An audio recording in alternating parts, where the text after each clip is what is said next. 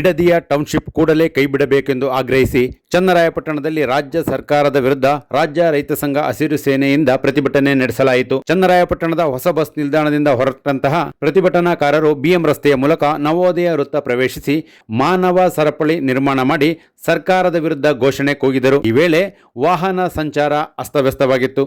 ಅಲ್ಲಿಂದ ಕೆಆರ್ ವೃತ್ತಕ್ಕೆ ಆಗಮಿಸಿದಂತ ಪ್ರತಿಭಟನಾಕಾರರು ರಾಜ್ಯದಲ್ಲಿನ ಕಾಂಗ್ರೆಸ್ ಪಕ್ಷದ ಸರ್ಕಾರ ರೈತರಿಗೆ ದ್ರೋಹ ಮಾಡುತ್ತಿದೆ, ರೈತರು ಉಳುಮೆ ಮಾಡಿ ಬದುಕು ಕಟ್ಟಿಕೊಂಡಿರುವ ಕೃಷಿ ಭೂಮಿಯನ್ನು ಬಲವಂತವಾಗಿ ಕಿತ್ತುಕೊಳ್ಳುತ್ತಿದೆ, ಕೂಡಲೇ ಬಿಡದಿ ಟೌನ್ಶಿಪ್ ಕೈ ಬಿಡದೆ ಹೋದರೆ ಉಗ್ರ ಹೋರಾಟ ಮಾಡಲಾಗುವುದು ಎಂದು ರೈತ ಸಂಘಟನೆಯ ಮುಖಂಡರು ಎಚ್ಚರಿಕೆ ನೀಡಿದ್ದಾರೆ. ರಾಜ್ಯ ರೈತ ಸಂಘದ ಜಿಲ್ಲಾ ಮತ್ತು ತಾಲೂಕು ಘಟಕದ ಪದಾಧಿಕಾರಿಗಳು ಪ್ರತಿಭಟನೆಯ ನೇತೃತ್ವ ವಹಿಸಿದ್ದರು. ದೊಡ್ಡಬಳ್ಳಾಪುರ ಇರಬಹುದು, ಆದರೆ ಚೆನ್ನಕೋಟೆ ಇರಬಹುದು, ಇವೆಲ್ಲವೂ ಇವತ್ತು ಯಾತಕ್ಕಾಗಿ ಹೋರಾಟ,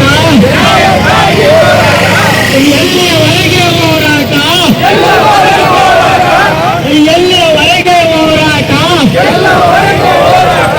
ಏನೇ ಬರಲಿ, ಏನೇ ಬರಲಿ, ಶಿಸ್ತು, ಶಿಸ್ತು, ಒಂದೇ, ಒಂದೇ, ಒಂದೇ.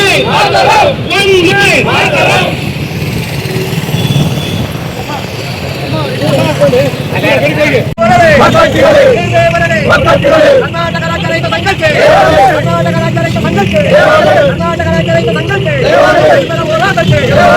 ಹೋರಾಟಕ್ಕೆ, ಹೋರಾಟಕ್ಕೆ, ಯಾತಕ್ಕಾಗಿ ಹೋರಾಟ, ಯಾತಕ್ಕಾಗಿ ಹೋರಾಟ, ಎಲ್ಲಿಯವರೆಗೆ ಹೋರಾಟ, ಎಲ್ಲಿಯವರೆಗೆ ಹೋರಾಟ, ಏನೇ ಬರಲಿ, ಏನೇ ಬರಲಿ. ರೈತ ವಿರೋಧಿ ಸರ್ಕಾರಕ್ಕೆ ಧಿಕ್ಕಾರ, ಧಿಕ್ಕಾರ, ರೈತ ವಿರೋಧಿ ಆಡಳಿತಕ್ಕೆ ಧಿಕ್ಕಾರ, ಧಿಕ್ಕಾರ. ಸರ್ಕಾರ ಒಂದೇ ಸರ್ಕಾರ, ಸರ್ಕಾರ ಒಂದೇ ಸರ್ಕಾರ, ಕಾನೂನು ಒಂದೇ ಕಾನೂನು.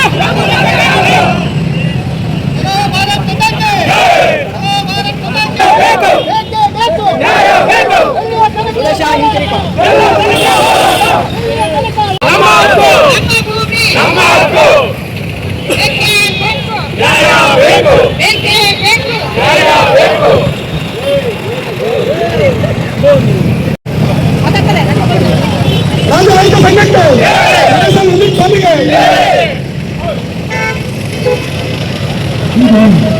ರೈತ ಉಪಕರಣಗಳನ್ನು ಏನು ನಾವು ನಂಬಿಕೊಂಡಿದ್ವಿ, ಈ ಎಲ್ಲರೂ ಕೂಡ ನಾನು ಈ ಕಾರ್ಯಕ್ರಮಕ್ಕೆ ಆಗಮಿಸಿಲ್ಲ. ಈ ಎಲ್ಲರೂ ಕೂಡ ಪತ್ರವಾಗಿ ಸ್ವಾಗತ ಮಾಡ್ಕೊಳ್ತಾರೆ. ಈ ನಮ್ಮ ರಾಜ್ಯದಲ್ಲಿ ಎಂಟು ಗಂಟೆಗೆ ಸರ್ಕಾರ 2023-24ರಲ್ಲಿ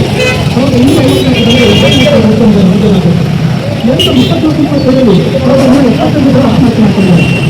ಆತ್ಮಹತ್ಯೆ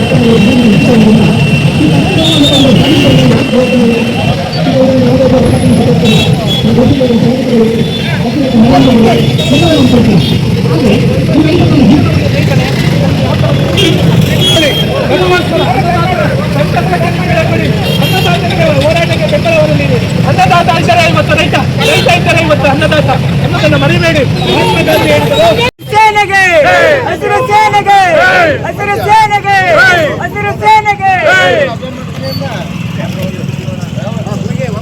ಇವತ್ತು ನಮ್ಮ ರೈತರು ನಾವೇ ಘೋಷಣೆ ಮಾಡ್ಕೊತಾ ಇದ್ದೀವಿ, ಭೂ ವಿರೋಧಿ ದಿನ, ಭೂ ವಿರೋಧಿ ದಿನ ಅಂತ ನಮಗ್ ನಾವೇ ಘೋಷಣೆ ಮಾಡ್ಕೊಂಡು ಪ್ರತಿಯೊಬ್ಬ ಹೋರಾಟಗಾರರ ಮನೆ ಮೇಲೂ ಕೂಡ ಹಸಿರು ಬಾವುಟ ಹಾಕ್ಬೇಕು.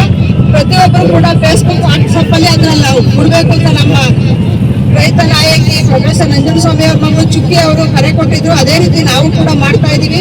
ಎಲ್ಲರೂ ಕೂಡ ರೈತ ಅಂದ್ರೆ ಒಬ್ಬೇ ಅಲ್ವಾ, ರೈತ ಸುಭಿಕ್ಷವಾಗಿದ್ರೆ ದೇಶ ಸುಭಿಕ್ಷವಾಗಿರ್ತದೆ. ಆದ್ರೆ ಪ್ರತಿ ಸರ್ಕಾರಗಳು ಕೂಡ ರೈತನ ಹೀನಾಯವಾಗಿ ರೈತನ ನಿಂದನೆ ಮಾಡುತ್ತೆ. ಒಂದಲ್ಲ ಒಂದ್ ಸರ್ಕಾರ, ಯಾವ್ದು ಕಾಂಗ್ರೆಸ್, ಜೆಡಿಎಸ್, ಬಿಜೆಪಿನಲ್ಲಿ ಯಾವ್ದು ಹೊರಂಗಿಲ್ಲ. ಪ್ರತಿ ಒಬ್ರು ಕೂಡ ರೈತನ ವಿರೋಧಿಸ್ಕೊಂಡೇ ಬಂದವ್ರೆ. ರೈತನ ನಮ್ಗೆ ಇರುವಂತ ದಿನನೇ ಇಲ್ಲ. ಯಾವುದೇ ಒಂದು ರೀತಿಯಾದಂತ ಹೋರಾಟ ಇರ್ಲಿ, ಹೊಡೆದಾಟ ಇರ್ಲಿ, ನಮ್ಮ ಹೋರಾಟಗಳೇ ಇಲ್ಲ ಅಂದ್ರೆ ದೇಶ ಇನ್ನೂ ಅಧೋಗತಿಗೆ ಹೋಗ್ತಾ ಇತ್ತು. ಆದ್ರಿಂದ ಈ ರೈತ ಹೋರಾಟಕ್ಕೆ, ಈ ರೈತರಿಗೆ ಬೆಂಬಲ ಸರ್ಕಾರದಿಂದ ಎಲ್ಲಾ ಕಡೆ, ಸರ್ಕಾರ ಕೂಡ ಹೇಳಿ ಹೇಳಿ ಹೇಳಿ ಗೋಲಿಬಾರ್ ಮಾಡ್ತಾರೆ, ಗುಂಡೇಟ್ ಹಾಕ್ತಾರೆ. ಮತ್ತೆ ಮೊನ್ನೆ ಕೂಡ ಬಿಡದಿನಲ್ಲಿ FIR ಮಾಡವ್ರೆ ರೈತರು. ಯಾಕೆ FIR ಮಾಡ್ತಾರೆ, ಏನ್ ಮಾಡವ್ರೆ? ಈಗ ನಾವು ಮುಖ್ಯಮಂತ್ರಿ ಮನೆಗೋ, DC ಮನೆಗೋ, MLA ಮನೆಗೆ ಹೋಗ್ಬೇಕಾದ್ರೆ ಪರ್ಮಿಷನ್ ಅವ್ರ ಇಲ್ವಾ ಟೈಮಿಂಗ್ಸ್ ಕೇಳ್ಕೊಂಡು ಹೋಗ್ಬೇಕು. ಆದ್ರೆ ಅವ್ರುಗಳು ಮಾತ್ರ ಏಕಾಏಕಿ ರೈತರ ಜಮೀನು ನುಗ್ದಾಗ ಮಾಡ್ಬೇಕಾದ್ದೇನು ವರ್ಗ ಸೇವೆನೆ.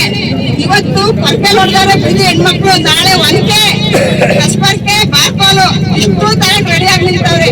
ಇಷ್ಟಕ್ಕೆ ಸುಮ್ಮನಾಗಿ ಇದನ್ನ ಕೈ ಬಿಟ್ರೆ, ಆ ಭೂ ಸ್ವಾಧೀನ ಕೈ ಬಿಟ್ರೆ ಸರ್ಕಾರಕ್ಕೂ ಒಳ್ಳೇದು, ಮುಂದಿನ ದಿನಗಳಲ್ಲಿ ಸರ್ಕಾರನೂ ಬೆಳವಣಿಗೆ ಆಗುತ್ತೆ. ಇಲ್ಲ ಅಂದ್ರೆ ಇಲ್ಲಿಗೆ ಅಂತ್ಯ. ರೈತ ಮನಸ್ಸು ಮಾಡಿದ್ರೆ ಯಾರನ್ನ ಬೇಕಾದ್ರೂ ಎತ್ತಾರೆ, ಯಾರನ್ನ ಬೇಕಾದ್ರೂ ತುಳಿತಾನೆ. ರೈತನ ವಿರೋಧ ಕಟ್ಕೊಂಡು ನಡೆಸೋ ಸರ್ಕಾರಗಳು ಯಾವ ಉದ್ಧಾರ ಆಗಿಲ್ಲ. ಇದೇ ಹೋರಾಟಕ್ಕೆ ಹತ್ತಿಕ್ಕಂತ ಗುಂಡೂರಾವ್ ಸರ್ಕಾರ ಏನಾಯ್ತು? ಎಷ್ಟು ವರ್ಷ ನೆಲ ಕಚ್ಚಿತ್ತು. ಇತ್ತೀಚೆಗೆ ಸರ್ಕಾರ ಬಂದೈತೆ, ಕಾಂಗ್ರೆಸ್ ಸರ್ಕಾರ. ಮಾನ ಮರ್ಯಾದೆ ಆಗಿ ಅವರು ಈ ಭೂ ಸ್ವಾಧೀನ ಕೈ ಬಿಟ್ರೆ ಮುಂದಿನ ದಿನಗಳಲ್ಲಿ ಸರ್ಕಾರಕ್ಕೆ ಬೆಲೆ ಇಲ್ವಾ? ಹೀನಾಯವಾದ ಸ್ಥಿತಿ ನೀವು ಅನುಭವಿಸ್ತೀರಾ. ಕರ್ನಾಟಕ ರಾಜ್ಯ ರೈತ ಸಂಘಕ್ಕೆ